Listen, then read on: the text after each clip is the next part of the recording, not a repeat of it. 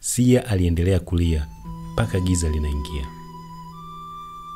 Baba yake naye alikuwa amejifungia chumbani muda wote huo.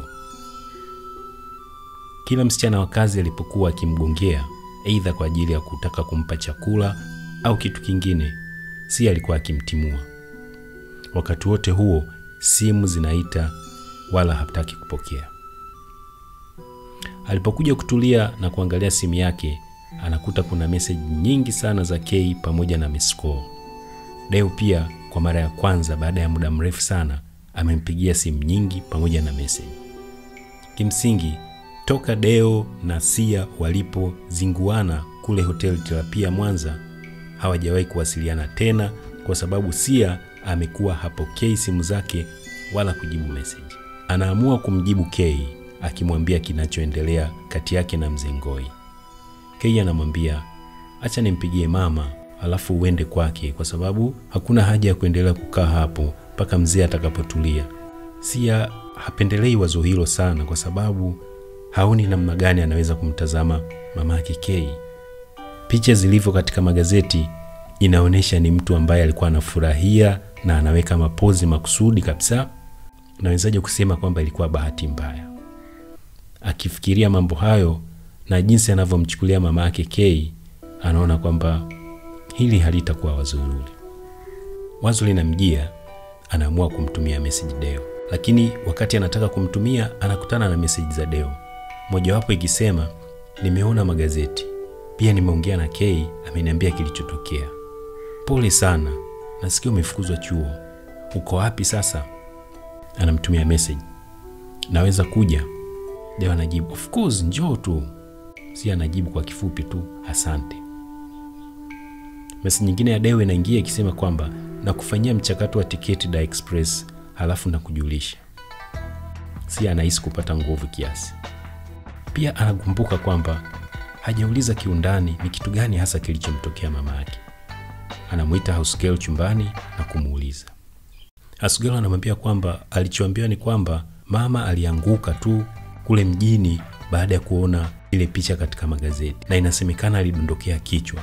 Kwa hiyo wakampeleka Mawenzi hospitali, lakini baadaye walivyochunguza na kugundua damu imevujia katika ubongo ndipo wakamhamishia KCMC. Sasa kinachomvuruga baba sio tu ile tukio la wewe kupiga picha, lakini hasa ni kuhusiana na mama kule hospitali kwa sababu gharama ya hospitali ni kubwa sana. Operation ni kama 3.5 nimewasikia wakiongea, na wanasema kinachoongeza gharama ni hizo sindano ambazo wanamchoma ili damu isigande kwenye ubongo kabla ya kumfanyia operation. Sasa baba nasikia ana mpango wa kuuza ile Peugeot yake, lakini bado hajapata mteja.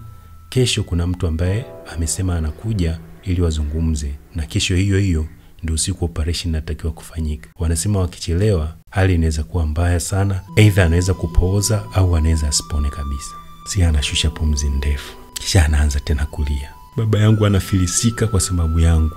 Mama yangu anakufa kwa sababu yangu. House girl anajaribu kumtuliza. Baada ya kunyamaza anamuuliza, umesema ni 3.5? Anamjibu ndio. Sia anamtumia tena message Deo akimweleza situation iliyotokea kuhusu mama yake na pesa ambayo inatakiwa. Anamuuliza, unaweza kuniazima? Huku akijua hana namna ya kuzirudisha. Baada ya muda mfupi message ya Deo inaingia. Of course, usiwe na wasiwasi. Fanya kunitumia account number nikuwekee. Inaonekana tatizo hilo limetatulika. Wanakubaliana kwamba Sia asiondoke saa 12 kama ambavyo alikuwa amepanga, kwa hivyo ataondoka saa 3. Kwa hiyo Deo anafanya mchakato wa kubadilisha muda wa tiketi. Sia kesho yake asubuhi aamkie benki, akishatoa hizo pesa amkabidhi house girl halafu yeye aondoke.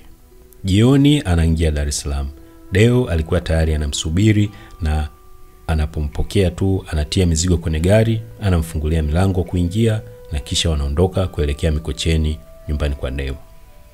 Safari yao nzima inatawaliwa na ukimya. Na Sia wakati wote ametazama nje dirishani, anaonekana na mawazo tele. Deo anaamua isiwe tabu. Tuende tu taratibu, muda utafika tutazungumza. Wanapofika nyumbani, Deo anamfungulia milango na kuchukua mizigo kuweka ndani. Nikupe nini? Sia anamwambia hata sijui.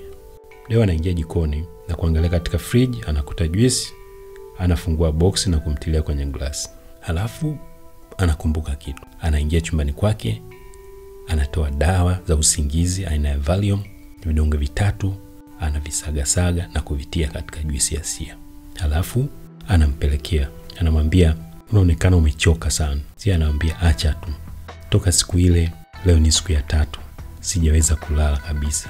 Yaani sikuwahi kutegemea kama anaweza kupitia kitu hiki katika maisha yangu. Mara anaanza tena kulia.